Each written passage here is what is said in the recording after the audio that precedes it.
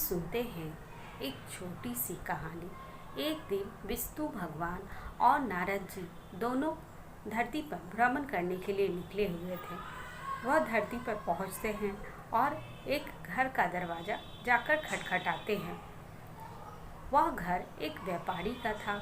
वह जैसे ही दरवाज़ा खोलता है और देखता है कि दो लोग भिक्षा मांगने के लिए आए हैं, वह उन दोनों को देखकर गुस्सा हो जाता है और कहता है कि तुम लोग रोज़ रोज़ भिक्षा मांगने चले आते हो, तुम लोग को शर्म नहीं आती है भिक्षा मांगने में, और उसे धुतकार कर भगा देता है। विष्णु भगवान जी आगे बढ़ते हैं और पीछे मुड़कर उसे कहते हैं कि तुम्हारा धन संपत्ति दिन दूना रात चौगुना होता रहे और इसी तरह तुम फलते फूलते रहो। नारद जी को रहा नहीं गया और उन्होंने यह प्रश्न पूछ बैठे कि उसने हमारे साथ इतना बुरा व्यवहार किया और फिर वह आपने उसे आशीर्वाद क्यों दे दिया। तभी विष्णु भगवान जी बोलते हैं कि इस व्यक्ति को धन और संपत्ति से बहुत लोभ है।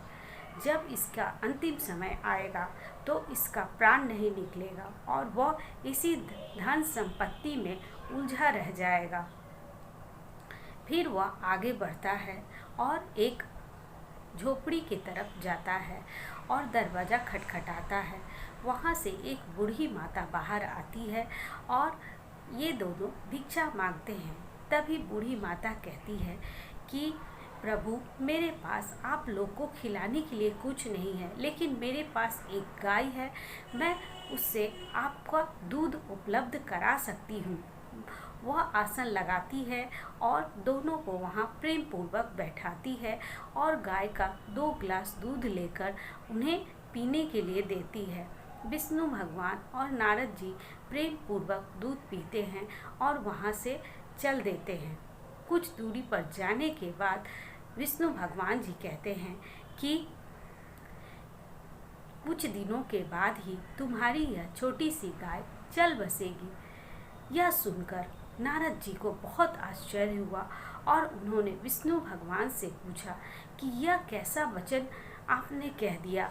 तभी विष्णु भगवान जी कहते हैं कि यह बूढ़ी माता सच्चे मन और हृदय से ईश्वर का आराधना करती है, ईश्वर को ध्यान देती है और प्रभु में इसकी भक्ति है। अगर इसका जब अंत समय आएगा तो यह गाय से बहुत प्रेम करती है। अगर यह गाय कुछ दिनों में चली जाएगी तो वो अपने अंतिम समय में सिर्फ अपने भगवान की भक्ति में लीन रहेगी और भगवान की आराधना में लगी रहेगी और इस तरह उसे स्वर्ग की प्राप्ति होगी। यह सुनकर नारद जी बहुत खुश होते हैं और कहते हैं कि हे विष्णु भगवान, आपकी लीला अपरंपार है।